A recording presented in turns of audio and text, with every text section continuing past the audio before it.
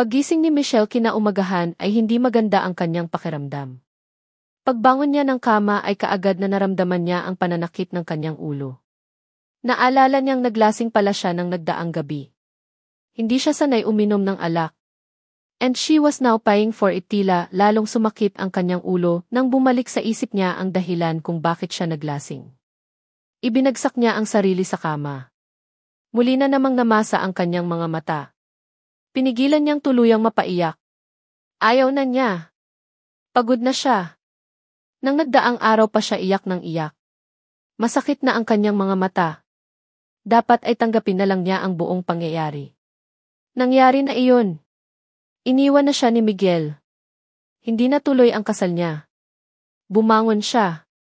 Nakita niya ang wedding gown niyang nakakalat sa isang bahagi ng silid. Bigla siyang napatingin sa suot.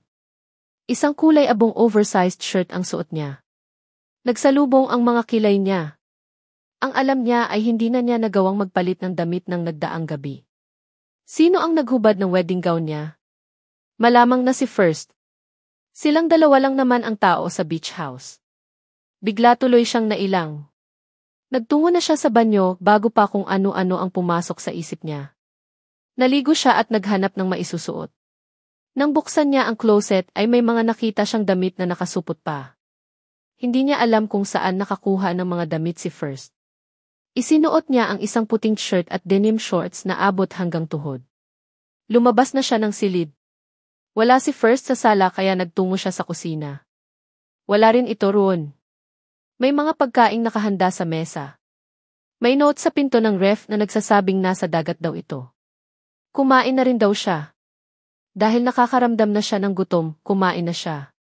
Nang matapos siya ay iniligpit niya ang mga natirang pagkain at hinugasan ang pinagkainan. Maganda ang beach house ni First. Pribadong-pribado iyon at malayo sa mga kapitbahay. Yari sa kawayan ang buong bahay at ang mga kasangkapan. Hindi iyon gaanong malaki, dalawa lamang ang silid doon. Doon nagtutungo si First kapag nais nitong mapagisa at magisip. Doon din naglalagi ang binata kapag nagtatampo, o kaya ay kapag galit ito sa mama at papa nito. Lumabas siya ng bahay. Natanaw niya si First sa dagat na tila tuwang-tuwa sa paglulunoy sa tubig. Maambon ng araw na iyon. Tila walang balak magpakita ang araw buong maghapon. Napangiti siya ng mapait.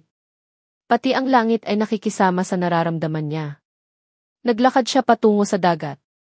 Hinayaan niyang mabasa ang kanyang mga paa. Malamig ang tubig. Nakita siya ni First at kinawayan. Gumanti siya ng kaway. Hindi nagtagal ay umahon na ito. Gising ka na pala, anito nang makalapit sa kanya. Tumango lang siya at naglakad-lakad. Sinabayan siya nito. Hinawakan nito ang kamay niya at hinagkan iyon. Are you okay? Masuyong tanong nito. You know the answer to that, First. Alam kong masakit, you have no idea. No idea at all.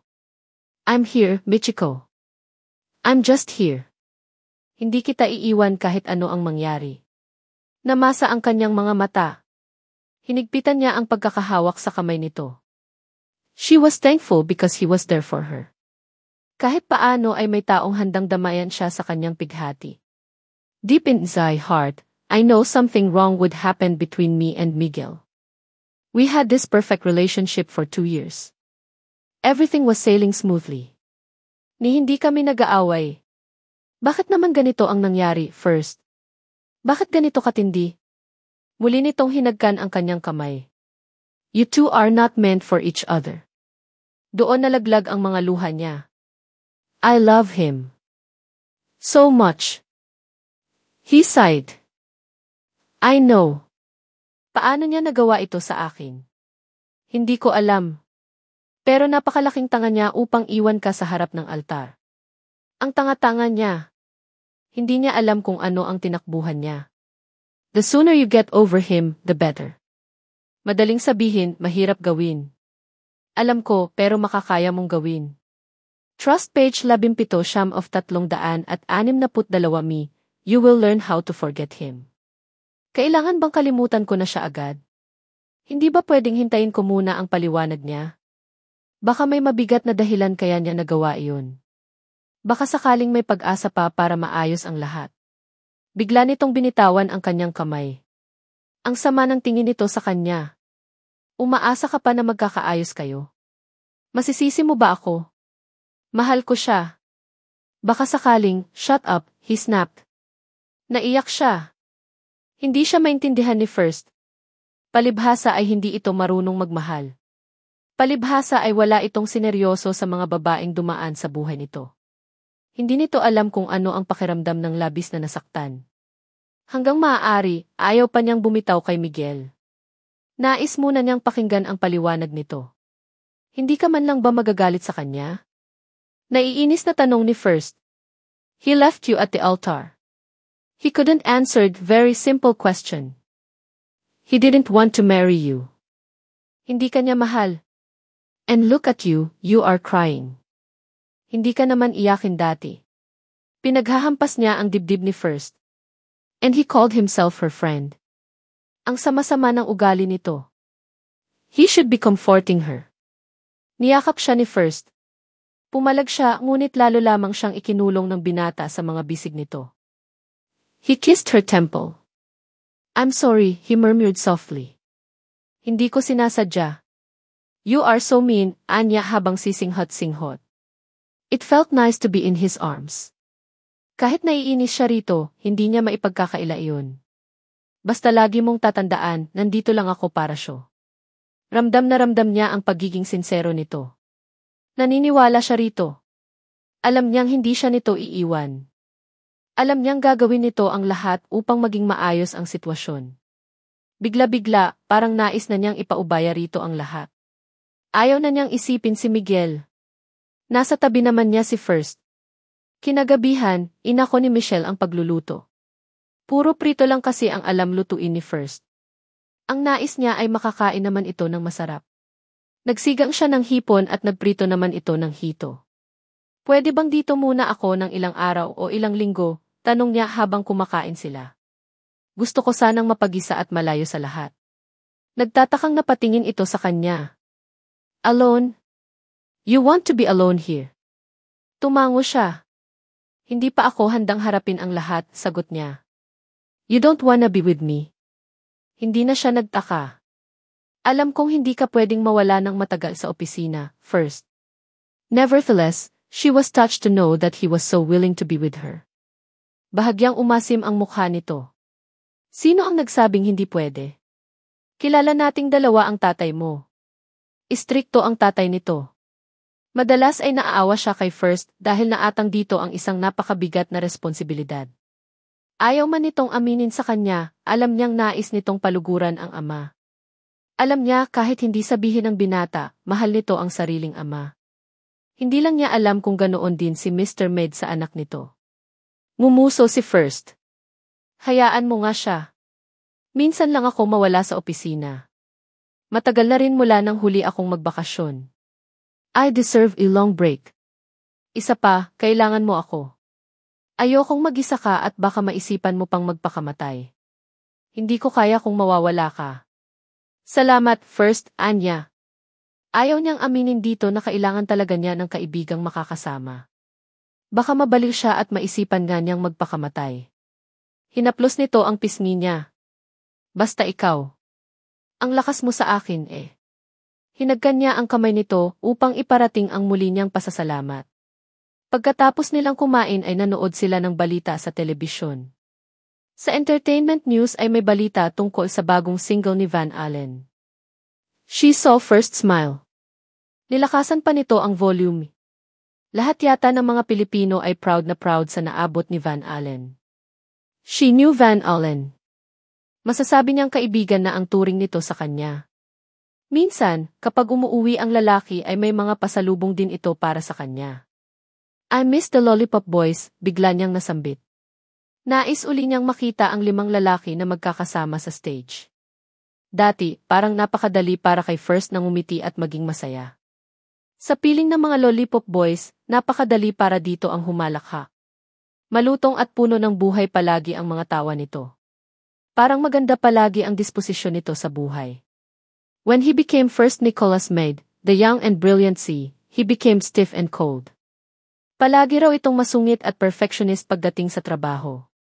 Halatang-halatang hindi nito gaanong gusto ang ginagawa. Minsan, hirap ang mga taong paniwalaan na minsan itong naging miyembro ng banda, na minsan ay naging masayahing celebrity. I miss them, too, Annie first. Nagkaroon ng lamlam ang mga mata nito. Hinawakan niya ang kamay nito at marahang pinisil iyon. Alam niya, hanggang ngayon ay nalulungkot pa rin ito sa pagkakadisband ng Lollipop Boys. Nagkakasama pa rin ang 5 lalaki, ngunit hindi nakasindalas ng dati. The friendship they developed survived and she was very thankful for it. Impossible na bang mabuo uli kayo? Kahit isang album lang. Sigurado siya, hindi lamang siya ang naghahangad na mabuo uli ang banda. Alam niyang marami ang matutuwa kapag muling nabuo ang Lollipop Boys. Gusto ko pero abala na kami masyado sa kanya-kayang buhay. And come on, we're no longer boys. There's always a boy inside a man. I guess you are right. A boy who is always scared. Scared of what? Nagtatakang tanong niya. Was he acting weird? Natatakot ito saan? Bakit? Ang first na kilala niya ay walang kinatatakutan. Sa mga bagay-bagay na walang kasiguruhan. Wala naman talagang kasiguruhan ang buhay. If we won't dare to take risk, wala tayong mararating. Walang mangyayari sa buhay natin. Tinitigan siya nito ng mataman. You are right. Kinabukasan, nagising si Michelle sa patak ng ulan. Ang aga-aga ay malakas na ang ulan. Ayon sa balita ng nagdaang gabi ay may low pressure area daw sa bahaging iyon ng Luzon. Isinubsob niya ang kanyang mukha sa unan. Ang sarap pang matulog. Maya-maya ay may naamoy siyang mabango. Walang ganoong amoy sa kwarto niya. Nagtatakang nagmulat siya ng mga mata at bahagyang nagsalubong ang mga kilay nang makakita ang pumpo ng Rosal sa upuan sa tabi ng kama. Napabangon tuloy siya. Napapangiting dinampot niya ang mga bulaklak at inamoy-amoy ang mga iyon. Biglang gumaan ang pakiramdam niya. Parang hindi siya nakatulog ng nagdaang gabi dahil sa pagod sa pagyak. Iyon ang unang pagkakataon na binigyan siya ni First ng mga bulaklak. Sa hindi niya malamang kadahilanan, kinilig siya. Magaan ang pakiramdam na nagtungo na siya sa banyo. Pagkahilamos at pagkasipilyo ay lumabas na siya at nagtungo sa kusina. Nais niyang ipagluto ng almusal si First. Ngunit nadatnan niyang naghahain na ito sa hapagkainan. Morning, masayang bati niya. Mugto na naman ang mga mata mo, puna nito. Mababakas ang lungkot sa mga mata nito. Magdamag ka na naman sigurong umiyak. Umupo siya sa harap ng hapagkainan. Hindi ko mapigilan, First, Anya. Hinagka nito ang ibabaw ng kanyang ulo bago umupo sa tabi niya. Bigla niyang napansin na nadadalas ang paghalik-halik nito sa kamay at ulo niya. Parang nailang tuloy siya. Para kasing bumabalik ang epekto nito noon sa kanya. Ipinilig niya ang kanyang ulo. Kung ano-ano ang naiisip niya. Kagagaling lamang niya mula sa isang pagkabigo. Paano niya naiisip ang lihim na pagsinta dati sa kanyang kaibigan? Si First pa ang naglagay ng pagkain sa plato niya. Salamat sa mga bulaklak, sabi niya. Napangiti na ito. Nagustuhan mo. Tumango siya. Naman. Ang bango-bango nila. They made me smile. You made my day. O, sige, kain ka na. Mamaya, maliligo tayo sa dagat, anito na tila magandang-maganda na ang mood. First, umuulan kaya? May bagyo. Delikado ngayon sa dagat. Hindi naman ganoon kataas ang mga alon. Ang saya kayang maligo sa dagat habang umuulan. Hindi naman tayo pupunta sa malalim eh. Ayokong maligo sa dagat. Magkukulong ako ngayong araw, Anya bago sumubo ng pagkain. Basta, maliligo tayo. Basta, ayoko. Lengalamig, tili ni Michelle. Naliligo sila ni First sa dagat. Tawa lang ng tawa si First. Tila hindi nito iniinda ang ulan at ang lamig ng panahon kung makalangoy. Ang totoo, hindi niya alam kung bakit hinayaan niya itong buhatin siya palabas ng bahay pagkatapos ng agahan. Dahil basa na rin lang siya, umayag na siyang maligo sa dagat. Lumangoy ka kasi para hindi ka gaanong lamigin, anito bago muling lumubog sa tubig. Ginawa niya ang sinabi nito. Hindi naglaon, nasanay na ang katawan niya sa lamig. Tuwang-tuwa siya sa mga alon. Mataas ang mga iyon. Naghabulan pa sila ni First sa ilalim ng tubig. Para silang mga bata. Nasorpresa siya nang magawa na niyang umiti at tumawa ng totoo. Nang mapagod sila sa paglangoy ay umahon na sila at humiga sa buhangin. Hinayaan niyang pumatak ang ulan sa kanya. She welcomed the cold. It was like an anesthesia to her aching soul. Michiko, tawag ni First. Elsan, ano ang iniiyakan mo kagabi? She sighed. Naalala mo na naman si Miguel? Pwede ba namang hindi? Mahal mo talaga siya. Hindi ko siya pakakasalan kung hindi. Kagabi, iniisip ko kung ano na sana ang nangyayari sa akin ngayon kung hindi niya ako iniwan sa altar. Siguro, nasa Paris na kami at masayang namamasyal. Iniisip ko rin kung ano ng dahilan niya kung bakit niya nagawa iyon. Did he realize he doesn't really love me and I am not the woman he wanted to marry? Bumuntong hininga si First. Ayokong madaliin ka sa paglimot.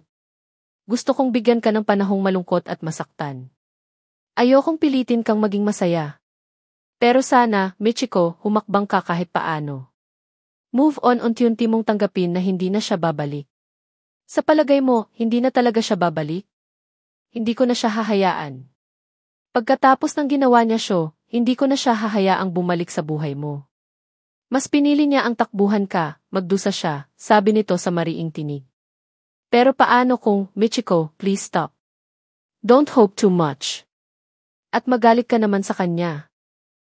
He jilted you. Nanahimik siya. May kaunting galit siyang nadarama, ngunit mas nangingibabaw ang sakit. Hindi niya maiwasang isipin ang mga posibilidad kung bakit nagawa ni Miguel sa kanya ang ginawa nito. Bakit ito umurong sa kasal nila? Bakit bigla ay ayaw na siya nitong pakasalan? Napakarami niyang mga pangarap na nawasak. Napakarami niyang plano na hindi na isa katuparan. Paano na siya magumpisa ngayon? Wala na siyang trabaho. Ano ang gagawin niya? Paano niya haharapin ang mga tao? Nais niyang gumawa ng panibagong plano para sa hinaharap ngunit hindi niya alam kung paano mag-umpisa. Miguel ruined everything. Michiko, tawag ni First. Oh, did you ever think of us being together? Together as in romantically involved. Mag-boyfriend-girlfriend. Mag-asawa. Napalunok siya. Hindi niya magawang sumagot.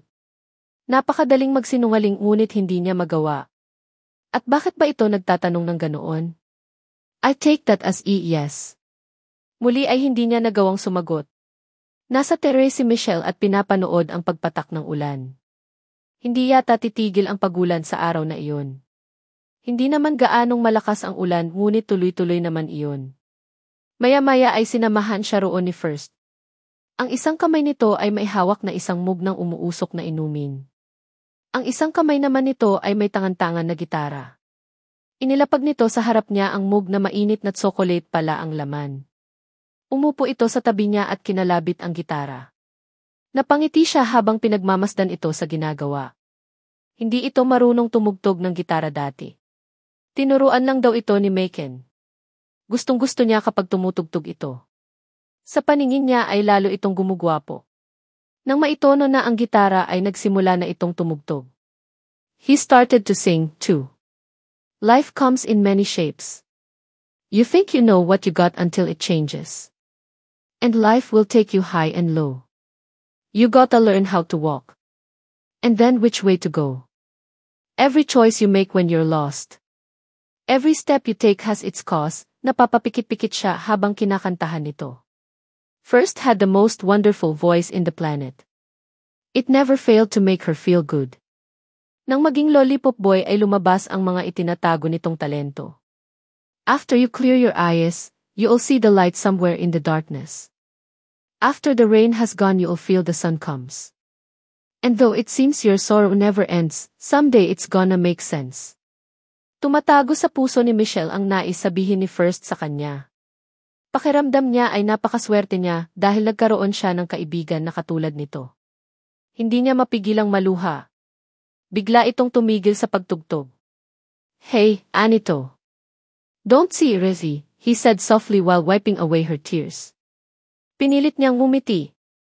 I'm just happy to have you. Masaya ako kasi nandito ka ngayon. Inilapag nito ang gitara sa mesita at tuluyan na siyang niyakap. Hindi kita iiwan kailanman. Hindi kita tatakbuhan. Gumanti siya ng yakap. As usual, being in his arms felt so nice. It felt home. She felt secure. Nanatili silang tahimik na magkayakap sa mahabang sandali hanggang sa basagin nito ang katahimikan. Do you mind if I ask a bit uncomfortable question? What is it? Nagtatakang tanong niya. May uncomfortable question pa ba sa kanilang dalawa? When did you feel something different for me? Nanigas siya. Tama ito, hindi siya magiging komportableng sagutin ang tanong na iyon. Ano ba ito? Bakit pa siya nito tinatanong ng ganoon? At bakit siya naiilang nasagutin iyon? It was already part of the past. Dapat ay madali na niyang masasagot ang bagay na iyon.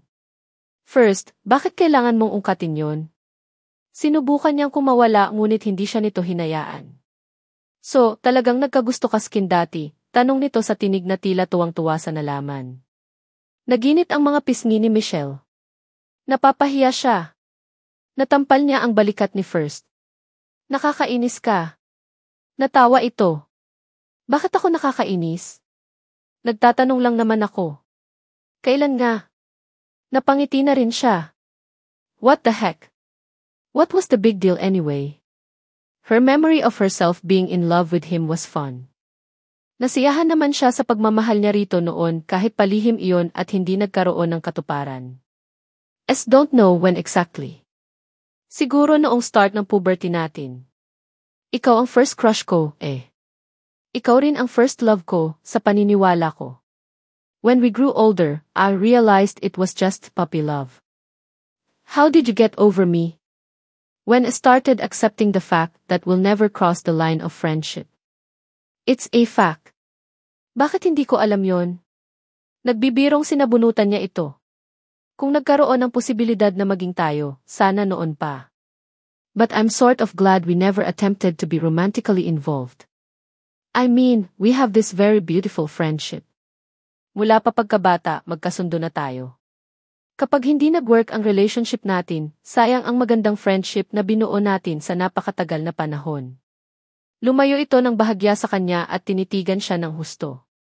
Napakaseryoso ng mukha nito. Nagtatakang napatingin din siya rito. Maya-maya ay pumaloob sa buhok niya ang kamay nito habang unti-unting bumababa ang mukha sa kanyang mukha. Nanlaki ang kanyang mga mata nang mapagtanto ang plano nitong gawin. He was going to kiss her. Maglalapat na ang mga labi nila nang bigla siyang umiwas. Sa pisngi niya dumako ang mga labi nito. Tila may kuryenteng dumaloy sa buong katawan niya. Nais niyang lumayo kay First ngunit hindi siya nito hinayaan. First, why are you doing this? Tila may mga kabayong naghahabulan sa loob ng dibdib ni Michelle. Ilang na siya. Let me go, sabi niya ngunit hindi naman niya ito itinutulak. Huminga ito ng malalim. Ang akala niya ay pakakawalan na siya ni First, ngunit hinagkan-hagkan nito ang kanyang pisngi hanggang sa matagpuan ng mga labi nito ang mga labi niya. Nanlambot siya. Pakiramdam niya ay wala siyang buto. Sa umpisa ay dinampi-dampian lamang nito ng mga mumunting halik ang mga labi niya. Napapikit siya. Halos wala sa loob na ibinuka niya ang mga labi para dito. Hindi na niya napigilan ang sarili. She wanted more. Noong una ay marahan lamang ang paghalik ni First, ngunit unti-unti iyong lumalim. He kissed her thoroughly. Lumipad ang lahat ng matinong mga kaisipin sa isip niya. He moaned when she started to kiss him back. Nais niyang iparamdam din kay First ang mga kaiga-igayang damdamin na ipinaparamdam nito sa kanya sa pamamagitan ng halik. Are we kissing? Hindi na niya hinayaan ang sarili na pag-isipan pa ng husto ang sagot sa tanong na iyon. Ang tagal-tagal din niyang pinangarap noon na mahagkan ni First sa ganoong paraan. Sa paraang tila sabik na sabik ito sa paghalik sa kanya. Sa paraang tila napakaganda niya at nais nitong hagkan siya sa napakatagal na panahon. Naramdaman niyang umangat siya. She suddenly stopped kissing him when she realized she was straddling him already. His lips were still moving against hers. For a while, she just let him taste her. Hindi niya maipaliwanag ang nararamdaman. It was delicious. She was happy. His lips were soft and sweet. Pakiramdam niya ay natupad na ang matagal na niyang pinapangarap. Kapwa nila habol ang hininga nang sa wakas ay pakawalan ni First ang kanyang mga labi. They stared at each other's eyes for a while. She saw the obvious happiness in his eyes. He looked so boyish. He looked like the old lollipop boy First Nicholas that she loved so much. Isinubsob nito ang mukha sa kanyang liig at niyakap siya ng napakahigpit. Michiko! Michiko! Michiko, he chanted softly. Napangiti siya. The way he said her name, it sounded like Michiko. Kahit alam niyang pinagsama lamang nito ang dalawang pangalan niya ay hindi niya maiwasang kiligin. Let's not talk, bulong niya. Mamaya na lang siya babalik sa realidad. Mamaya na lang siya mag-iisip ng matino. Mamaya na lang siya magsisisi at pagagalitan ang sarili. Kinapa niya ang sariling damdamin. May pagsisisi ba siyang nadarama? Wala. Wala siyang makapa kahit katiting. What happened was special and it would forever remain that way. Hindi pa rin maiwasan ni Michelle na mailang habang naghahapunan sila ni First. Hindi sila nag-iimikan. Pakiramdam niya ay nawala ang mahikang nakabalot sa kanila kanina. Mukhang hindi naman ito nailang ng husto katulad niya dahil pangiting-ngiti pa ito paminsan-minsan. Mukhang magandang-maganda ang mood nito. Nang matapos silang kumain ay inako nito ang pagliligpit. Lumabas siya ng bahay. Sa wakas ay tumila na ang ulan. Naglakad-lakad siya sa baybayin. Ramdam na ramdam niya ang malaking pagbabago sa relasyon nilang magkaibigan. Iniisip niya kung ano ang iniisip ni First. Ano ang motibo nito sa paghalik sa kanya? May romantikong damdamin ba ito para sa kanya? At bakit parang masaya siya sa naiisip? Nawala bigla ang saya niya nang maalala si Miguel. Pakiramdam niya ay nagtataksil siya rito. It was absurd.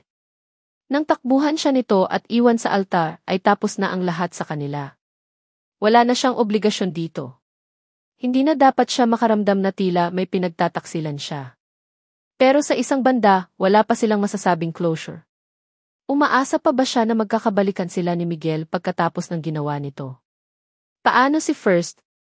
She couldn't deny the fact that his kiss still affected her so much. Hindi niya maaaring balewalain iyon. Pakiramdam pa niya ay bumabalik siya sa mga panahong mailihim na pagsinta siya sa kanyang kaibigan. Ang isa pang tanong ay kung ano ang motibo ni First sa pagpapakita ng interes sa kanya. Ganoon ba ang paraan nito ng pag-comfort sa kanya? Ginawa ba nito iyon upang mabilis niyang makalimutan si Miguel? Gulong-gulo ang isip niya. Napaigtad siya nang maramdamang may yumakap sa kanya mula sa likuran. Kaagad na naamoy niya ang pamilyar na amoy ni First. Napalunok siya ng sunod-sunod. Hindi niya alam na nilalamig siya hanggang sa maramdaman niya ang init na nagmumula sa katawan nito. What are you doing here? Tanong nito habang hinahagkan ang balikat niya. Malamig na. Napapikit siya kapag Kwan ay inihilig niya ang kanyang ulo sa balikat nito. Gusto kong mag-isip. Tungkol sa what is happening? First, tanong niya sa halip na sagutin ang tanong nito. Let's go home. Madilim dito. Inakay na siya nito pauwi sa bahay. Dismayado siya ngunit wala na siyang nagawa kundi ang magpaakay rito. Pagdating sa terrace ay pinigilan siya nito ng akma na siyang papasok sa loob ng bahay. I wanna answer your question here. Iyong nakikita natin ang mukha ng isa't isa. Madilim sa labas. Seryosong-seryoso ang tinig nito at ang uri ng tingin sa kanya. Bumilis agad ang tibok ng puso niya. Napapikit siya ng hagkan nito ang kanyang noo. Let's tearside to be together, wika nito habang sinasalubong ang tingin niya. Napalunok si Michelle. Hindi niya alam kung ano ang sasabihin at iisipin. Seryosong-seryoso pa rin ang mukha nito. First, sambit niya. Pinagdikit nito ang mga noo nila at hinapit siya palapit. I know it's too soon.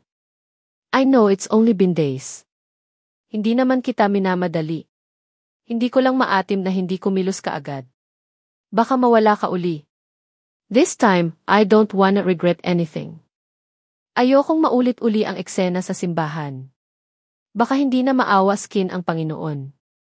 What are you saying? First, nagtatakang tanong niya. Lalo yatang bumilis ang tibok ng puso niya. Nahihirapan na rin siyang huminga ng maayos. I love you, Michiko. I've always been in love with you. Namasa ang kanyang mga mata. Napakatagal niyang hinintay na sabihin nito ang mga katagang iyon noon. Bakit ngayon lang kung kailan tumigil na siya sa paghihintay? Bakit kung kailan iba na ang itinitibok ng kanyang puso? Baka sakaling gustuhin mo uli ako tulad ng pagkagusto mo noon. I am willing to wait. Hindi naman kita mamadaliin. It was just puppy love, first. It can be true love, jeep nito. Give me chance to prove to you how much I love you. Hindi ko kaya kung mawawala ka uli sa akin. Ayoko nang maging duwag. Ayokong mabuhay sa lungkot at pagsisisi. I'll make you love me. Matututuhan mo rin akong mahalin. Mahal mo ako bilang isang kaibigan, matututuhan mo ring mahalin ako bilang lalaki. Bigla siyang napaiyak. Hinampas niya ang dibdib nito. Nakakainis ka. Bakit ngayon lang? Kung noon mo pa sana sinabto, sana. Sana hindi na ako umibig kay Miguel. Hindi sana magiging kami. Hindi sana kami magpaplanong magpakasal. Hindi ko na sana nararamdaman ngayon ang sakit na dulot ng pagtalikod niya. Nakakainis ka. Nakakainis ka. Niyakap siya nito. Napahagulhol siya. Halo-halo ang kanyang nadarama. Masaya siya dahil mahal naman pala siya ng lalaking lihim na inibig niya noon. Kasabay noon ang panghihinayang sa mga taong nasayang. Kung nagsabi lamang ito noon. Kung naging matapang lamang ito. Nalulungkot din siya dahil hindi na siya ang babaeng umiibig dito. She was over him. Si Miguel na ang nasa puso niya. But Miguel was gone. He didn't want to marry her. First was there. He said he loved her, had always been in love with her. Hindi raw siya nito iiwan. Minsan na niya itong minahal. Hindi masamang, she shook her head. Hindi tamang gawin niyang panakipbutas si First. He was not just a man. He was her best friend. Mula pagkabata ay magkasama na sila. Hindi ito pwedeng maging bandaid ng sugat na nilikha ni Miguel. I'm sorry, he murmured while kissing her temple. I'm sorry for being a coward. I'm sorry for always hesitating. Sorry kung mas may mga pinahalagahan at inuna ako noon kaysa siyo. Babawi ako siyo, Michiko. Ipaparamdam ko siyo kung gaano kita kamahal. Sigurado ka ba rito sa ginagawa mo, First? What about our beautiful friendship? Matagal ko nang pinahalagahan ang beautiful friendship na sinasabi mo, Michiko. Ayokong mamatay nang hindi sumusubok. Parang naglolokohan din lang naman tayo, eh. I don't love you as a friend. I love you as a woman. Will you let me love you? Hindi ganoon kadali ang lahat. It's too soon. I still love Miguel. Intindihin mo naman ako, First.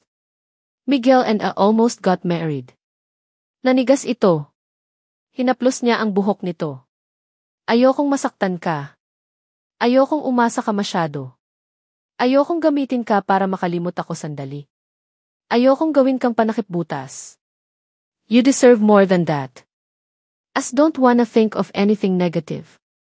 I firmly believe we are meant for each other. Hindi ka pinahintulutan ng Diyos na maikasal kay Miguel. Hindi kayo ang para sa isa't isa. First, hindi kita apurahin. Take your time. Grieve. Tandaan mo na nandito lang ako. Hindi kita iiwan katulad ng ginawa ni Miguel siyo. Mamahalin kita ng lubos, ng higit pa sa pagmamahal na ibinigay niya siyo. Salamat sa pagmamahal, First. This is a big surprise. Parang ang hirap paniwalaan. Parang hindi totoo. Parang panaginip lamang ang lahat. He gently cupped her face. Pinaulanan nito ng mumunting halik ang buong mukha niya. I love you. I love you. I love you so much, anito sa pagitan ng mga halik. Halos sumabog ang puso niya sa kaligayahan. Ang saya niya. Pakiramdam niya ay walang kulang sa mundo. Parang lahat ng mga nais niya ay nakamit na niya. Bakit may ganoon pa ring epekto sa kanya si First? Nang sumunod na mga araw ay lalo pang naging maligaya si Michelle sa piling ni First. Napakamaasikaso ng binata. Napaka-sweet din nito. Palagi siyang may mga bulaklak sa paggising niya. Pinipilit nitong magluto ng masarap para sa kanya. Madalas na palpak ngunit natutuwa pa rin siya sa effort nito. Madalas din siya nitong kantahan at sayawan. Minsan ay tumayo ito sa coffee table at sumayaw sa saliw ng careless whisper. Tawa siya ng tawa. He tried to be funny while doing the sexy dance, but he still looked sexy. Madalas din sila sa dagat at parang mga batang naglalaro doon. Nangingitim na nga sila sa dalas ng paliligo nila. Ang pinaka nakapagpapasaya sa kanya sa lahat ay ang palagi nitong pagsasabi sa kanya na mahal siya nito. Tuwing umaga at bago matapos ang araw ay sinasabihan siya nito ng I love you. It was so great. Madalang nang magkapuwang ang lungkot sa puso niya. Minsan, nagigilty siya tuwing may realize niyang hindi na siya nalulungkot dahil sa kasawian kay Miguel. Pinipigil niya minsan ang matuwa ng husto. Para kasing mali na makarecover agad siya at ibaling ang pagtingin niya kay First. Ganoon ba karupok ang pag-ibig niya para kay Miguel? Ganoon ba ito kadaling kalimutan? Minsan, sinisikap niyang alalahanin ang masasayang sandali nila ni Miguel upang ipaalala sa sarili na ito pa rin ang mahal niya. Pero kakaunti pala ang pagkakataong naging intimate sila sa isa't isa. Hindi rin pala sila madalas mag-date. Magkasama na kasi sila sa trabaho maghapon. Kapag nasa opisina naman sila, strictly professional ang turingan nila sa isa't isa. Hindi sila naglalambingan kapag nasa premises sila ng opisina. They both thought it was unethical. Their kisses were brief. They seldom held hands. Ang naririnig niya dati, malikot ito sa babae. Madalas daw itong nakikitang nag-check-in sa hotel na may kasamang babae. He never did that to her. Hindi sila kailanman nagkulong sa isang silid na may kama. He never made a move to be that intimate with her. It never bothered her then. Napapaisip siya. Hindi ba siya ganoon ka-attractive sa opposite sex? Aminado siya na konserbatibo pa rin siyang manamit at mukha raw siyang masungit kapag hindi ngumingiti. Kaya ba siya iniwan ni Miguel? Hindi ba ito physically attracted sa kanya? But why was she so affected with First's kiss? Ibang-iba ang epekto ng halik nito sa halik ni Miguel. When Miguel was kissing her, she was too aware with her surroundings. With First, she just forget everything. So what did that mean? Yandis ganda, sabi ni Michelle kay First habang nakatingin siya sa papasikat na araw. Mas maganda ka, bulong nito malapit sa tainga niya. Iningusan niya ito. Malinaw na pambubulyan, First.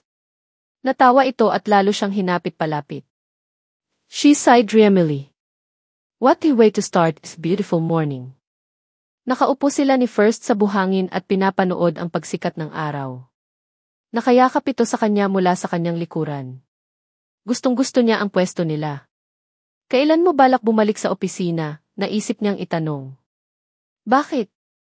Pinapaalis mo na ba ako sa sarili kong property? Biro nito habang hinahagkan-hagkan ang balikat niya. May nanulay na masarap na kilabot sa buong katawan ni Michelle. Bakit kay Miguel ay hindi niya nararamdaman ang ganoon? Bakit hindi ginagawa ni Miguel ang mga ganoong paglalambing sa kanya noon? Sa iba ba ay ginagawa nito iyon? She cleared her clouded head. 2 linggo na tayo rito. Hindi ka pa ba hinahanap sa opisina? Hindi ka pa ba inuutusan ni Mr. Med na magbalik? Hindi ka naman nagpaalam na magbabakasyon ka. Hayaan mo nga muna ang mga kumpanya. It can run without me. Hindi iyon babagsak kung wala ako. Gusto kong magkaroon ng mahabang panahon para sa sarili ko, para siya at para sa panliligaw ko. Mula nang mawala ang Lollipop Boys, naging sobrang busy ako sa Med Corporation. Gusto ko naman ng pahinga. Mahabang pahinga. Inihilig niya ang kanyang ulo sa balikat ni First. Tama ito. Med Corporation changed First Nicholas. Maraming taon na itong abalang-abala sa mga negosyo ng ama. He deserved a very long break. Dapat nagpaalam ka na magbabakasyon ka. Ayaw niyang magkagalit si First at ang ama nito dahil lamang sa pagsama ng binata sa kanya roon. Baka pagalitan ka niya. Ano ako, bata? 30 anyos na ako, Michiko. Hayaan mo nga siya.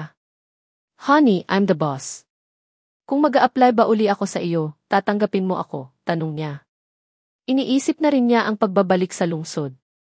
Wala na siyang trabaho at nais niyang magkaroon ng trabaho kaagad. Ayaw niya ng walang ginagawa sa bahay. Baka lalo siyang alipinin ng lungkot. Kahit naman alam niyang mailang siya sa pagbabalik sa opisina, ay mas gusto pa rin niyang magtrabaho kay First. Ayaw niyang malayo rito. Ayaw niyang malayo sa taong nagpapasaya sa kanya. Tamang-tama. Mag-retire na si Tita Dolor. Ikaw na lang ang pumalit sa kanya, wika nito sa tuwang-tuwang tinig. Ang tinutukoy ni First ay ang matandang dalagang executive assistant na namana pa nito mula sa ama. Tita Dolor na ang nakasanayan ni First na itawag sa babae. Miss Dolor was a sweet lady. Palagi itong nakangiti sa lahat. Hindi nila alam kung bakit hindi ito nakapag-asawa samantalang maganda naman ito. Ang hinala ni First dati, in love si Miss Dolor sa tatay nito. Talaga? May trabaho na uli ako. Sigurado kang gusto mong magtrabaho. Ano naman ang gagawin ko sa bahay? Magpapaganda. Kinurot niya ang pisngi nito. Hindi pa sapat ang ganda ko, ganoon.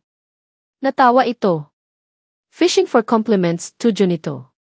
Hinagka ni First ang kamay niyang kumurot sa pisngi nito. Bakit ganoon? Maraming beses na siyang hinahagka ng binata sa kung saan-saan pero hindi pa rin nagbabago ang epekto niyon sa kanya. Kinikilig pa rin siya. Hindi ka ba mailang, tanong nito kapag kuwan. Siyempre alam ng mga tao roon na. Alam mo na. Nilaro-laro ng kamay niya ang isang kamay nito. Pumapasok pa ba si Miguel? He resigned, tugon nito sa napakalamig na tinig. Maigi na rin iyon kaysa mapaginitan ko siya palagi. Ang kapal ng mukha niya kung magpapakita pa siya sa akin. Don't be too harsh on him, First. Sigurado akong may dahilan kaya stop. I'm actually thankful for what he did. As don't care what his reasons are for leaving you at the altar. I won't let you go again. Akin ka na. Hindi na ako papayag na balikan ka niya. It should piss her off, dapat ay mainis siya sa mapangangkin na tono nito. Kung magsalita si First, parang may karapatan na itong angkinin siya. Hindi ganoon si Miguel sa kanya. He just always let her be. Hindi ito naging possessive sa kanya. Ngunit sa halip na mairita ay kinikilig siya. Darating ang araw na magkikita rin kami, First. Hindi iyon maiiwasan. We have so many things to settle. Bumuntong hininga ito. I know. Ipinagdarasal ko na sana sa muli ninyong pagkikita, wala ka ng pagmamahal sa kanya. Akin ka na lang kasi. Ako na lang, wag na siya. Tumingin siya rito. His eyes were pleading. Sayang talaga. Kung noon pa ito nagtapat, hindi na sana pumasok sa sistema niya si Miguel. Sila sana ang nagplano ng kasal. Honeymoon na sana nila ngayon. Masaya sana sila ngayon. Hindi niya napigilang dampian ng mabining halik ang mga labi nito. Nais niyang pawiin ang pakiusap sa mga mata nito. Hindi nito kailangang makiusap. I'll do the very best, First, pangako niya. She wanted to love him again. She could feel that her heart was willing. Siguro, talagang hindi sila ni Miguel ang nakatadhana para sa isa't isa. Maybe, her heart wanted to go back on beating for First. Si Disney going back, halos isigaw na ni First sa kanyang ama. Kausap niya ito sa telepono. I'm warning you, First Nicholas Med, ganti nito sa ganoon ding tono. Wala akong pakialam. Let me be. I wanna rest. I wanna be away from your businesses. Napakarami mong trabahong iniwan. Tapusin mo muna sa kakamagbakasyon. You won't hear anything from me. Kailan ba naubos ang mga trabaho? Give me a break, Dad. For once, treat me as your son and not your employee. I need to do this for myself, for and my happiness. Don't wanna be like you. Gusto kong magkaroon ng normal na pamilya.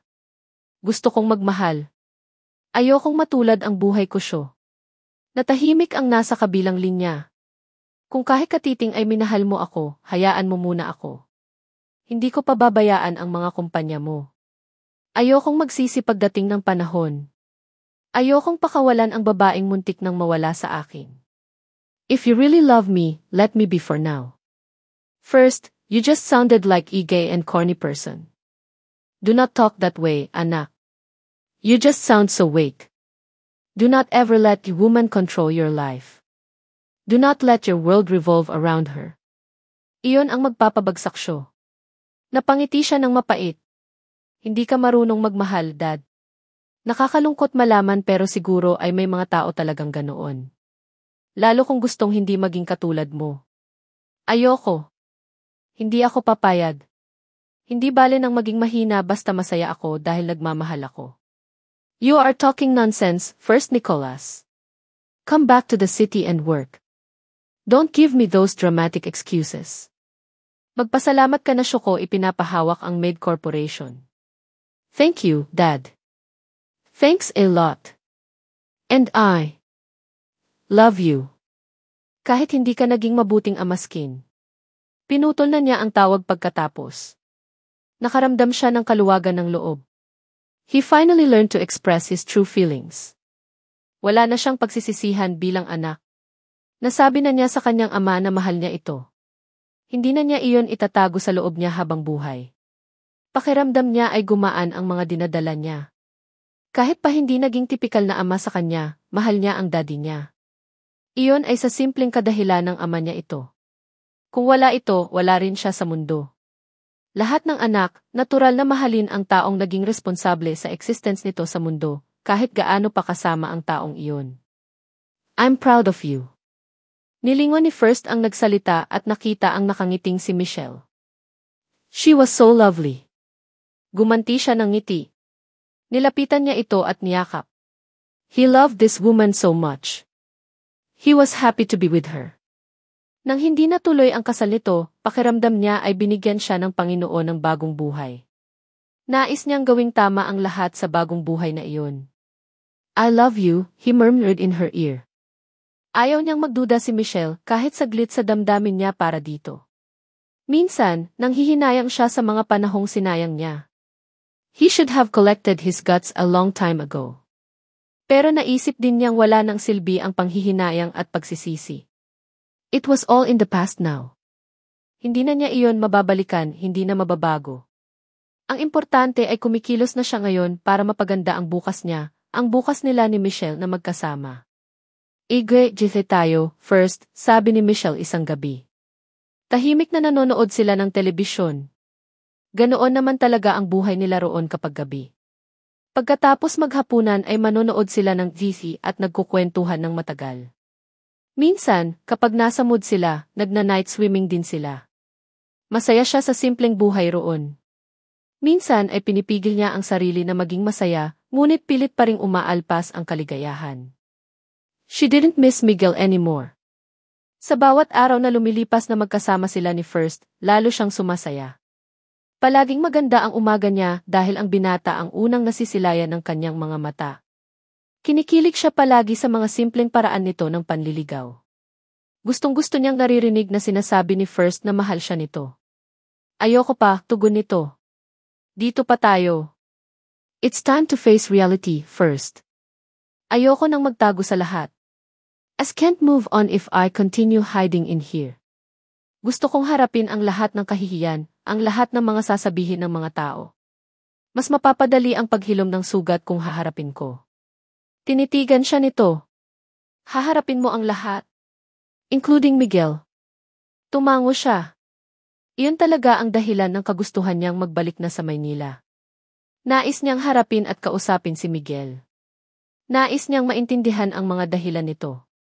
Alam din niyang may pagbabago na sa damdamin niya. Ayaw niyang magpigil ng kaligayahan. She wanted to feel the happiness First was bringing her without any guilt. Ang gusto lang niya ay maging masaya sa piling ni First. Hindi niya iyon magagawa kung wala pa ring tuldok ang relasyon nila ni Miguel. She wanted closure. Nais niyang umpisahang mahalin uli si First nang wala siyang anumang dalahin mula sa nakaraan niyang pag-ibig.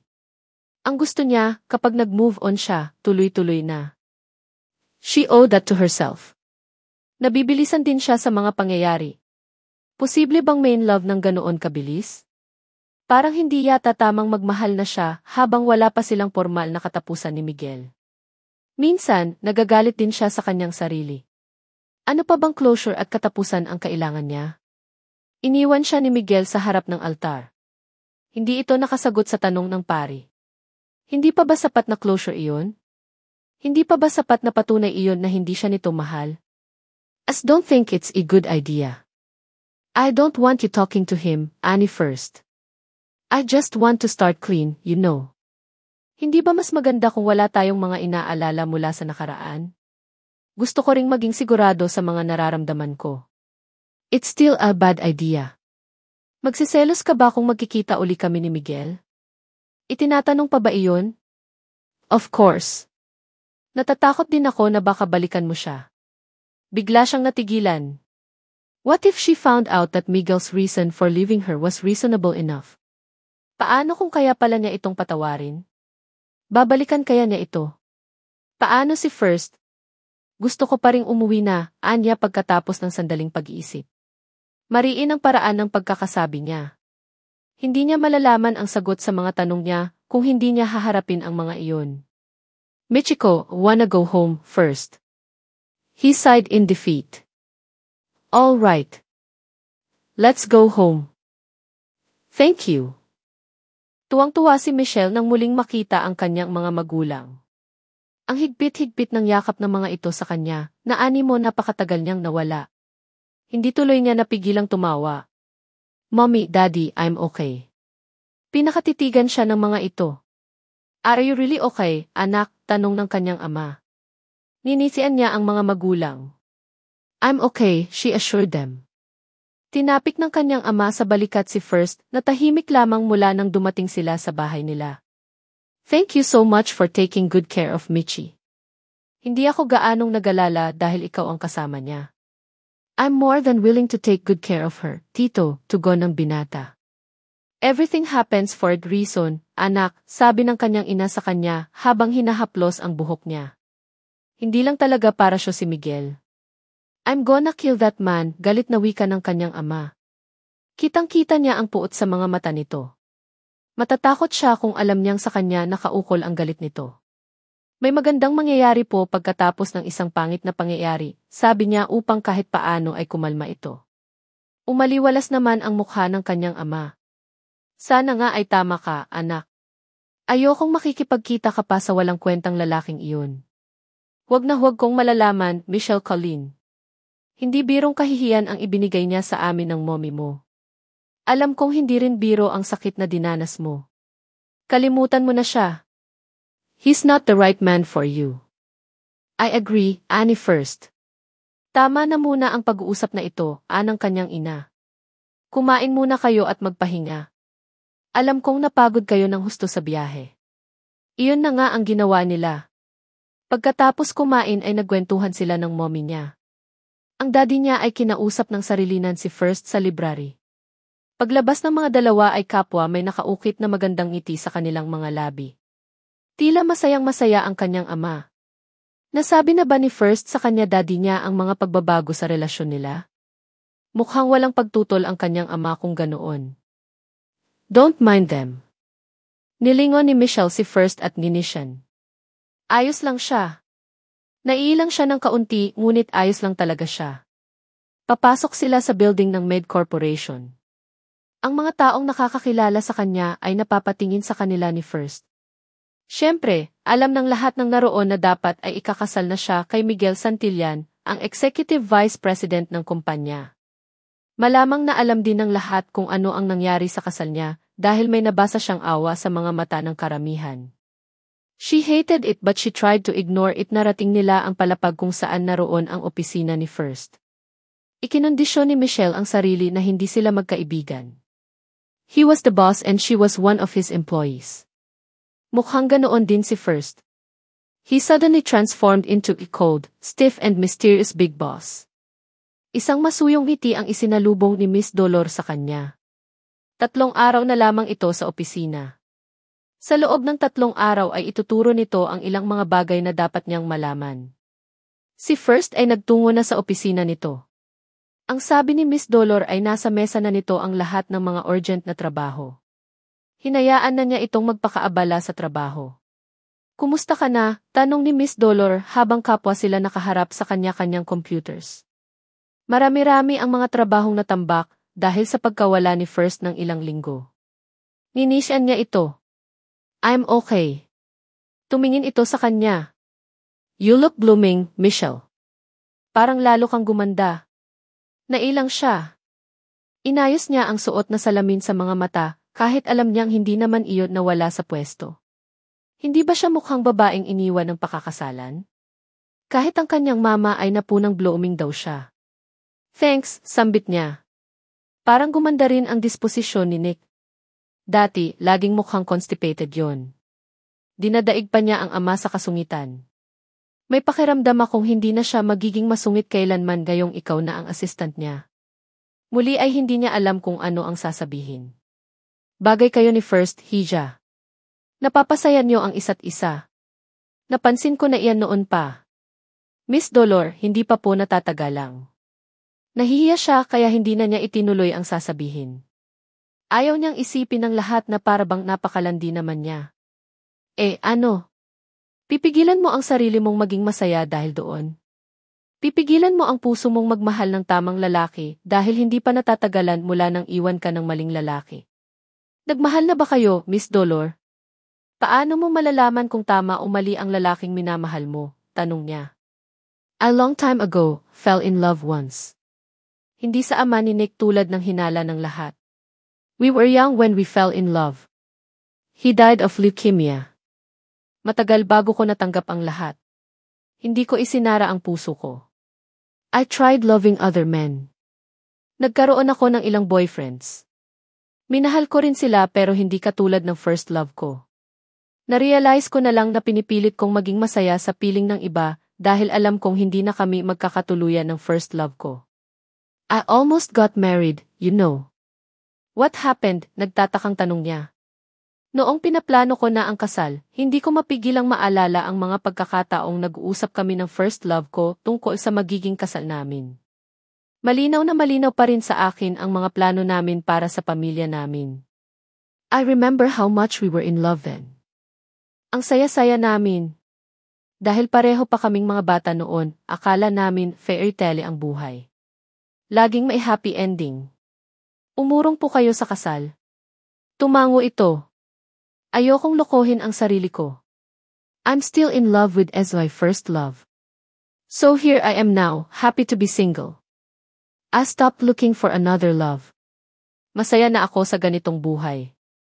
Masaya na ako sa mga iniwan niyang alaala. It doesn't matter if we are in two different worlds now. What's important is that realized it will never ever love somebody the way I loved the first love again. Masaya ako dahil sigurado ako roon. Itong buhay na pinili ko, masaya ako rito. Manghang napatingin siya kay Miss Dolor. Hindi niya akalaing may ganoong uri ng pag-ibig. Hindi niya magawang magsalita, ngunit marami siyang natutuhan mula rito. Ang ilang mga tanong niya sa sarili ay nagkaroon ng kasagutan. Natawa ito. Nako, nakwentuhan tuloy kita. Back to work na tayo. Mamayang 10, dalhan mo ng merienda si Nick. Siguradong gugutumin yon sa dami ng dapat niyang gawin. Ikaw na lang ang magdala para magpatuloy ang maganda niyang mood. Opo, sagot niya. Pagsapit nga ng 10:00 ay dinalhan ni Michelle ng merienda si First. Sob-sob ito sa trabaho. Maraming nakabukas na folder sa ibabaw ng mesa nito. Tutok ang mga mata nito sa monitor ng computer habang abala ang mga kamay sa pagtipa sa keyboard. Ni hindi siya nito tiningnan nang pumasok siya. Hindi pa rin siya nito tiningnan pagkatapos niyang mailapag ang merienda sa mesa. Pumihit na siya patalikod. Ayaw niyang gambalain si First sa mga ginagawa nito. Bahagya siyang nagulat nang hawakan nito ang kanyang kamay. Hindi niya namalayang pinagulong na nito ang inuupo ang silya patungo sa kanya. Hinagka nito ang kanyang kamay. Thank you, Anito. Ninisian niya ito ng matamis. You are welcome, sir. Natatawang hinila siya ni First palapit dito. Napaupo tuloy siya sa kandungan nito. Kaagad na lumingon siya sa pinto. Baka may pumasok doon. Pinaharap uli siya ni First dito. Hindi naglipat sandali ay magkalapat na ang mga labi nila. Kaagad na ipinikit niya ang mga mata at tumugon. Parang nalimot na niya ang lahat. Limot na niyang nasa opisina sila at oras ng trabaho. Nalimot na niyang boss niya si First at hindi niya dapat hinahagkan ang boss niya. Hinabol niya ang mga labi nito nang humiwalay iyon sa mga labi niya. She suddenly stilled when he laughed against her lips. Nagiinit ang mga pisming lumayo siya kay First. Pinigil ng binata ang pagtayo niya mula sa kandungan nito. Kagat-kagat ang ibabang labi na nagiwas siya ng tingin. Hiyang-hiya siya sa nagawa. Lalong natawa si First. Nanggigigil na niyakap siya nito. "Oh, I love you so," sabi nito. Happiness was very evident in his voice. Pakiramdam ni Michelle ay lumobo ang kanyang puso sa sobrang kaligayahan. Tumingin siya sa mga mata ni First. Kahit ang mga iyon ay nagsasabing mahal siya ng lalaking ito. It suddenly hit her. She loved First and not as a friend. She never stopped loving him. It had always been him in her heart. Pinilit lamang niya ang sariling mahalin si Miguel dahil napagkit na sa isip niyang hindi na sila magkakatuluyan ng kanyang first love. Kakaiba palagi si First sa lahat ng mga lalaki. Iba ang nadarama niya tuwing iyayakap at hinahagkan siya nito. She never felt any strong emotions towards Miguel. When he kissed her, she felt normal. With First, it was always explosive. Hindi nila ginagawa ang ganoon ni Miguel. They were strictly professional when they were inside the office. Ngayon, alam na niya kung bakit. Dinampian niya ng masuyong halik ang mga labi ni First bago siya tumayo. "We need to get back to work," napapangiting sabi niya. Masaya siya dahil nasiguro na niya ang sariling damdamin. Kailangan lamang niyang ayusin ang lahat bago niya sabihin kay First ang kanyang tunay na damdamin. "Tired?" Napangiti si First sa masuyong tanong na iyon ni Michelle. Nagmulat siya ng mga mata ngunit hindi siya bumangon mula sa pagkakahiga sa sofa. "Yes," tugon niya. "Come here." Lumapit ito at umupo sa coffee table. "Akala ko umuwi ka na," anya habang inaabot ang kamay nito. Iyon ang unang araw ni Michelle na wala si Tita Dolor. Ang bilin niya sa dalaga kanina ay mauna na itong umuwi dahil may tatapusin pa siyang mga gawain. Binilinan na niya ang driver niya na ihatid pa uwi si Michelle. Ayaw niyang masyadong mapagod ang dalaga.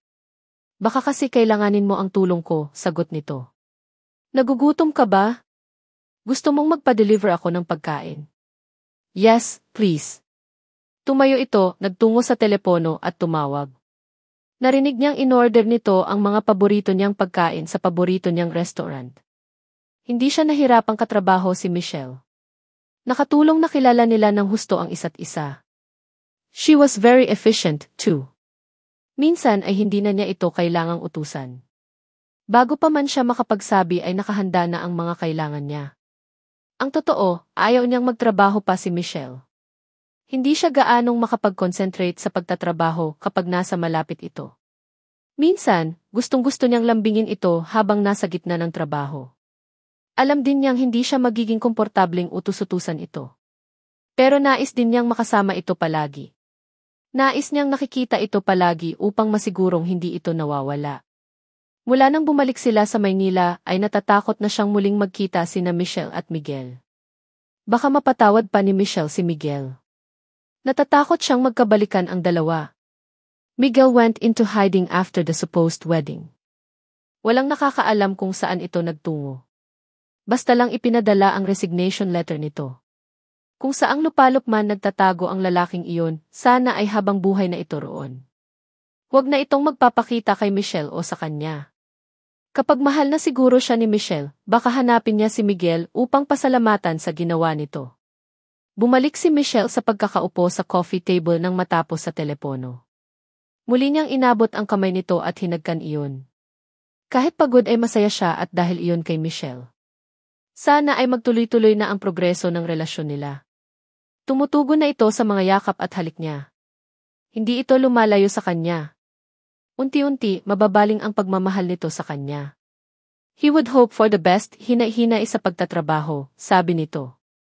Baka pwedeng ipagpabukas ang mga gawain. I'm okay. Kaya ko. Ako pa, mayabang na tugon niya. Hinila niya ang dalaga palapit sa kanya. Inayos page 37 of 362 niya ito sa ibabaw niya. Natuwa siya nang hindi ito tumutol.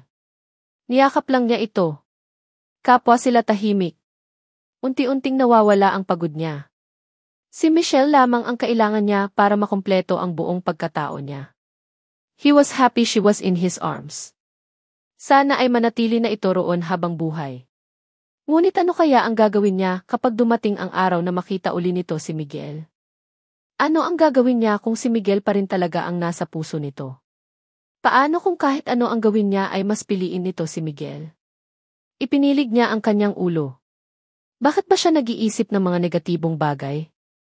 He should always think and hope for positive things. She was in his arms, iyon ang mahalaga. Naghiwalay lamang sila nang dumating na ang pagkain. They had dinner. Nagkwentuhan sila ng kung ano-ano habang kumakain. Ang simpleng pagsasama nila ay malaking bagay na para sa kanya. It's Miguel. Please don't hang up. Natigilan si Michelle nang marinig ang pamilyar na tinig ng dating nobyo. Hindi niya magawang magsalita. Hindi niya akalaing tatawagan pa siya nito. Napatingin siya kay First na masayang naglalaro ng chess sa hardin kasama ang kanyang ama. Araw ng linggo kaya naroon sila sa bahay nila. Kasama rin ni First si Tita Miriam. Mitch, I know you are angry at me and I deserve it after that horrible things did to you. But please, let me talk to you. Give me a chance to at least say sorry. Napalunok siya. Nagtungo siya sa laundry area upang walang makarinig sa kanya. Her whole family was still mad at him. Mitch? Are you still there? Yes, she managed to say at last. How?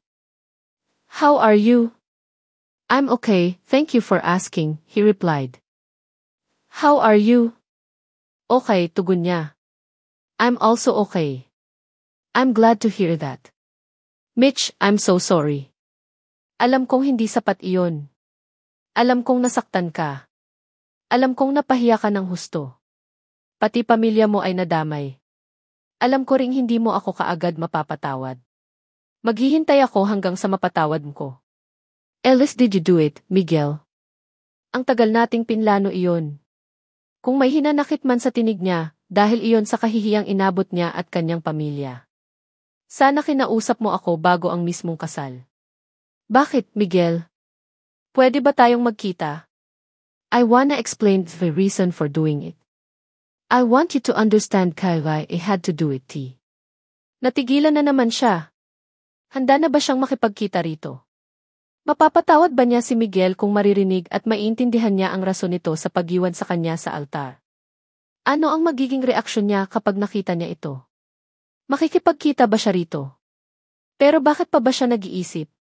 Hindi ba at gusto naman niyang makita at makausap ito upang masiguro ang damdamin niya? Nais niyang may ayos muna ang lahat bago bigyan ng sagot si First. Nang sa gayon ay makalaya na siya sa nakaraan nila ni Miguel at makapagumpisa sila ng maayos ni First. Saan? Kailan? Sinabi nito ang pangalan ng restaurant kung saan niya ito sinagot.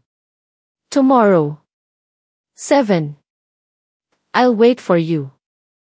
I'll be there. Tinapos na niya ang tawag. Nandito ka lang pala. Muntik na siyang mapatalo nang marinig ang tinig ni First mula sa kanyang likuran. Sapu-sapo ang dibdib na hinarap niya ito. You startled me, sabi niya. I'm sorry. Were you talking to someone? Kinabahan siya ng bahagya. Narinig ba nitong kausap niya si Miguel? Hindi naman siguro. Hindi nito kailanman naging ugali ang makinig sa pag-uusap ng iba. He always respected other people's privacy. Ninisyan niya ito. No one. His face went blank for a while. Akmang magsasabi na siya ng totoo nang bigla itong ngumiti at inakbayan siya. Lunch is ready. Tara, let's eat. Napangiti na rin siya. Nagpaakay siya rito patungo sa komedor. After tomorrow, everything would be all right between them. Halos sigurado na siya, magiging opisyal na ang lahat sa pagitan nila. Dinner tonight. Naniga si Michelle sa paanyaya ni First.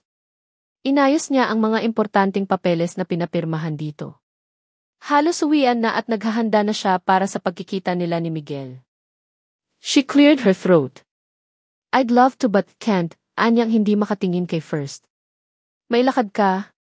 Tumango siya. I'm meeting up with friends tonight.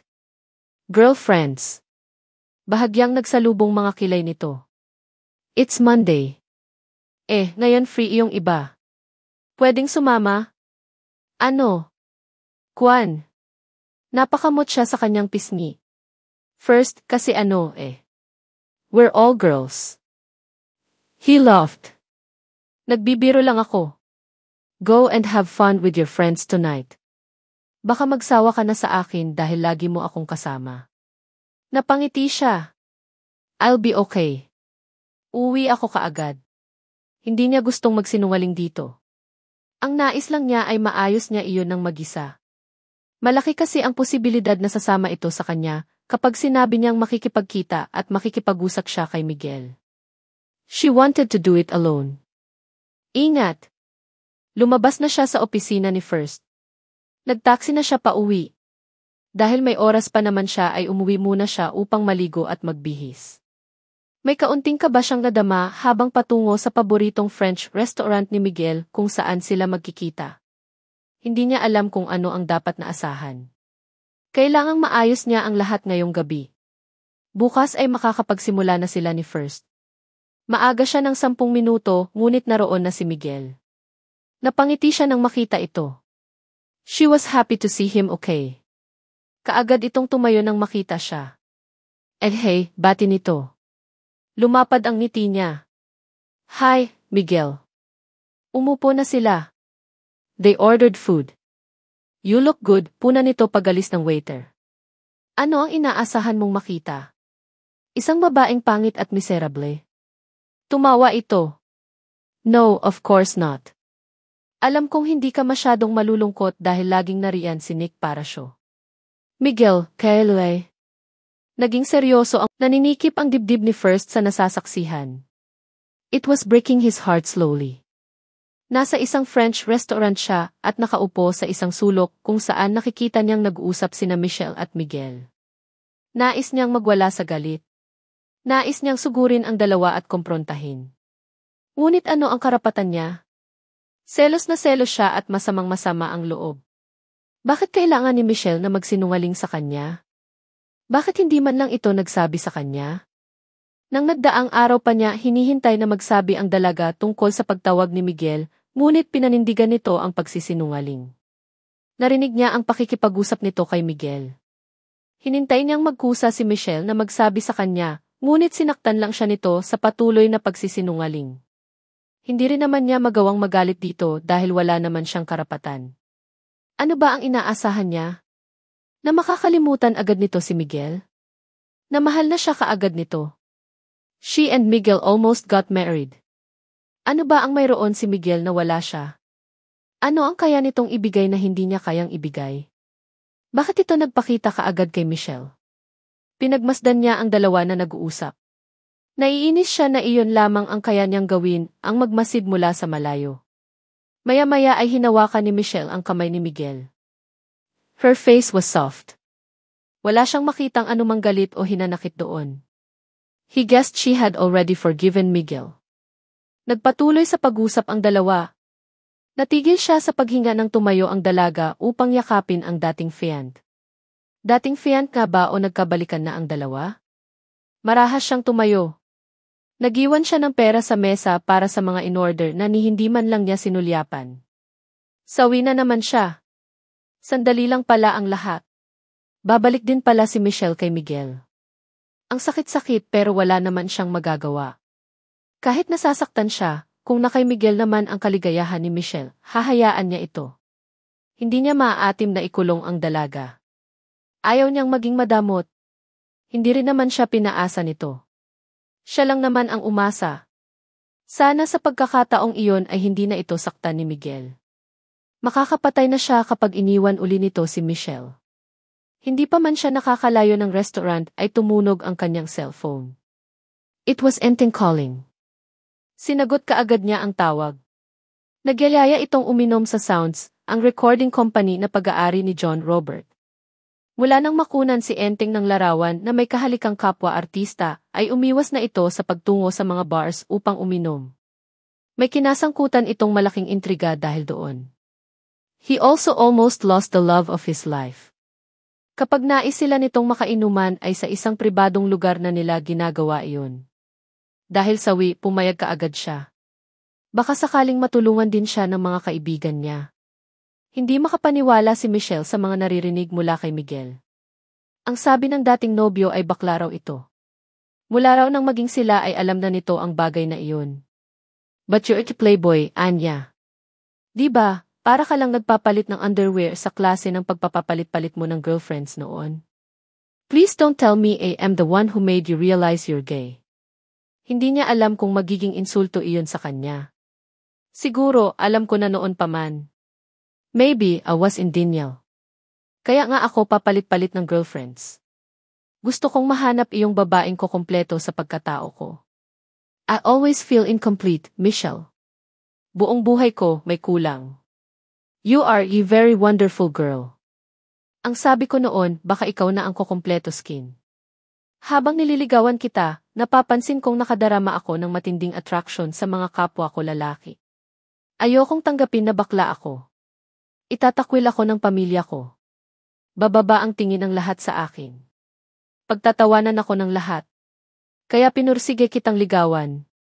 Pinilit kitang mahalin. Mahal naman kita, Michelle. Pero bilang kapatid.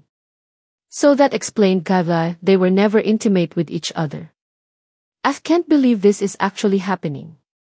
Marami siyang naisip na maaaring dahilan kung bakit siya tinakbuhan ni Miguel at hindi kabilang doon ang posibilidad na baka iba ang sexual preference nito. She was not even aware that he was gay. Pero iyon ang sinasabi nito ngayon. Nagkaroon siya ng relasyon sa isang bakla. Naging selfish ako nang yayain kitang magpakasal. Ayokong ilantad ang tunay kong pagkatao. Ikinakahiya ko ang sarili ko. Naging maayos ang relasyon natin sa loob ng halos 2 taon. Naisip kong magiging maayos ang pagsasama natin bilang mag-asawa. We are compatible in so many ways. Determinado akong pakasalan ka at magtago sa loob ng closet habang buhay. Bakit mo ako iniwan sa altar? Dahil nahiya ako sa Diyos. Dahil nakita ko kayo ni Nick. Nang tumigil ka sa harap niya, na-realize kong malaking kasalanan kung itutuloy ko ang kasal. You're in love with him. If you were in love with me, you would rush forward towards me. Wala kang ibang makikita kundi ako. Pero tumigil ka sa harap niya at inabot mo ang kamay niya na para bang siya ang lalaking pakakasalan mo. You two look great together. Tinakbuhan kita para sa kapakanan mo, sa kaligayahan mo. I want you to realize that you are in love with him. Hinawakan niya ang kamay nito at marahang pinisil iyon. She was thankful for what he did. Tama ito, si First ang totoong mahal niya. Parang ikinondisyon lamang niya ang sarili na hindi siya mamahalin ni First, kaya sinikap niyang ibaling kay Miguel ang pagtingin niya. Habang nasa malayo ako at nagtatago, napagtanto ko rin na walang masama sa pagiging bakla. It's who I am, walang dapat ikahiya. I realized should love myself. Hindi ako tatanggapin ng iba kung hindi ko tatanggapin ang sarili kong pagkatao. Oh, Miguel. Tumayo siya at niyakap ito. Masaya siya para dito. Kapwa na nila nahanap ang mga talagang gusto nila. Ang tatanda na nila pero marami pa rin silang mga bagay na dapat matutuhan tungkol sa buhay. How are you and Nick? Great. Oh, I love him so. Nagkwentuhan pa sila ng nagkwentuhan ng tungkol sa mga nangyari sa kanila habang malayo sila sa isa't isa. Panay ang tungga ni First sa hawak na bote ng beer.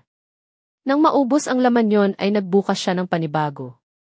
Ang nais sana niya ay mas matapang na inumin ngunit beer lamang ang available. Hindi naman kasi balak ng mga kaibigan niyang magpakalasing. Mas gusto ng mga itong magkwentuhan. Nasa rooftop sila ng Sounds Building. Kasama niya sina Enteng, Rob at Maken. Mukhang maganda ang disposisyon ng 3 niyang kaibigan. Masaya sa pagkukwentuhan ang mga ito.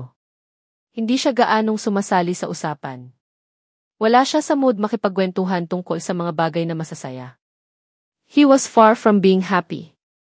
May balak ka bang magpakalasing, Nick? Tanong ni Enteng nang mapuna ang hindi magandang mood niya. May problema, tol, tanong ni Maken. Umiling siya bago tumungga. Inubos niya ang lahat ng laman ng bote. Parang hindi siya tinatablan ng beer. We could listen. Wala man kaming maitutulong, pwede naman kaming makinig, wika ni Rob.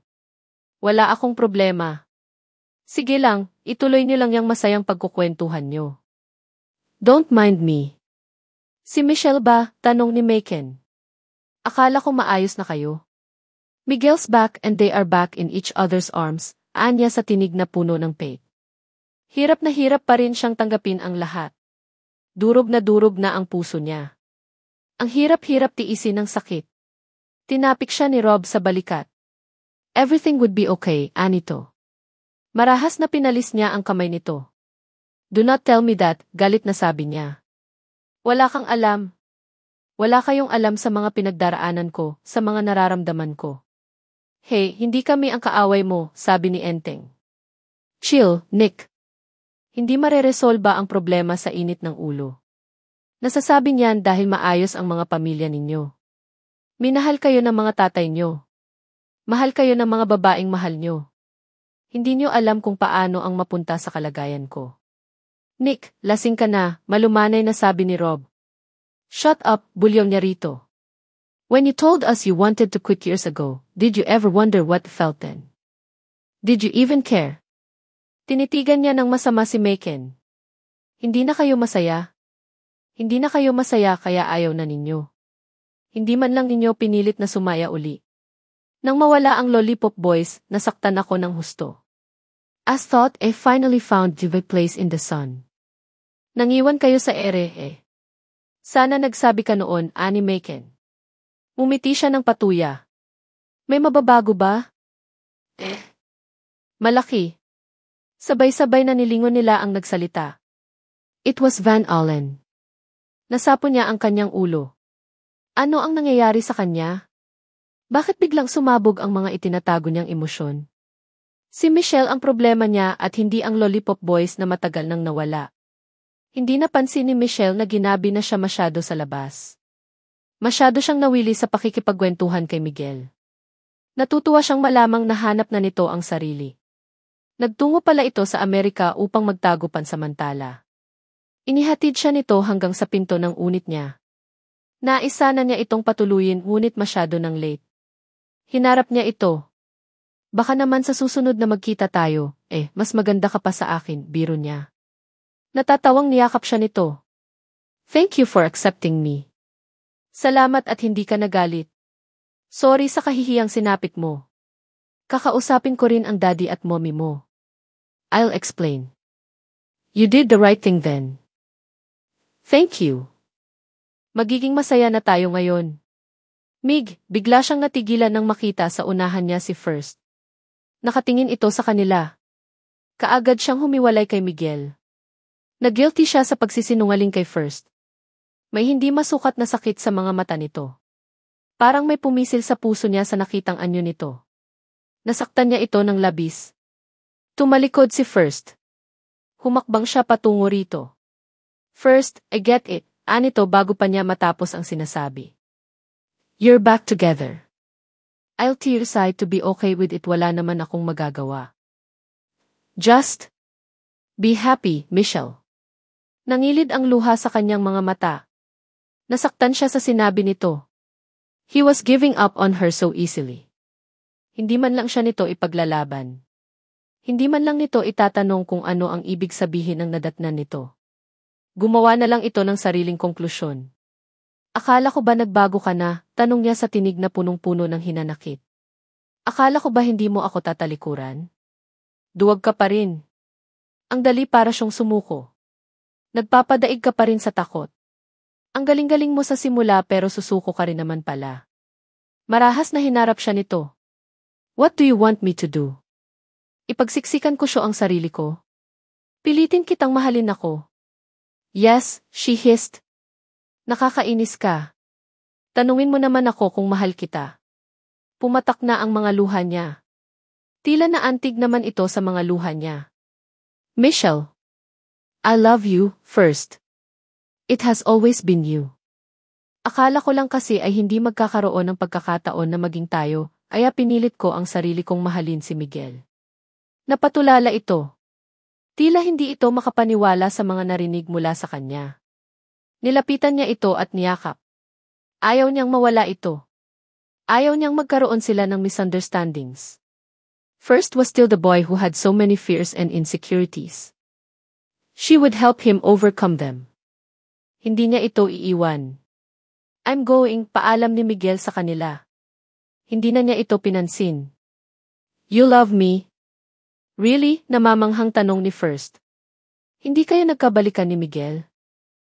You lied to me. I saw you in the restaurant. You were hugging him. Kinurot niya ito sa tagiliran. You should have joined us para hindi ka na napraning. Sana ay nilapitan mo na lang kami para hindi ko na ulitin gayon ang mga sinabi niya. Hay nako, ang ingot mo minsan. You still lied to me. I'm sorry. I just want to clear everything myself. And I really went out with my girlfriend. Tinitigan siya nito, nagtataka ang tingin. Miguel's guy, nangingiting sabi niya. Nagselos ka sa bakla, panunukso pa niya. Hinila siya ni First patungo sa unit nito. Explain further, anito habang binubuksan ang pinto. Habang nakaupo sila sa sofa at magkayakap ay isinalaysay niya rito ang ipinagtapat sa kanya ni Miguel.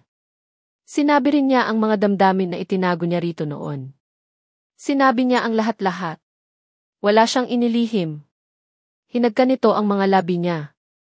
I thought I lost you again. I was so devastated. Inaway ko pa ang Lollipop Boys. I'm sorry for being a coward. I'm so sorry for jumping into wrong conclusions. I'm sorry for almost letting you go today. Sorry dahil hindi ako kumilos noon. Sorry talaga. Hinaplos niya ang mukha nito. You are forgiven. I love you, First Nicholas. You are the first love and first kiss. I'm gonna be your first and last husband, Junba Michelle. Bahagyang nagsalubong ang mga kilay niya. You don't call me Michiko anymore, puna niya. Kanina pa Michelle ang tawag nito sa kanya. Oh, bakit? In English ko lang. Mas gusto mo ba ng Tagalog, Michiko? Awang ang bibig na napatingin siya rito. Michiko is actually Michiko. Tumango ito. Everyone fondly calls you Michi. Minsan talaga ay possessive ako. She kissed his lips.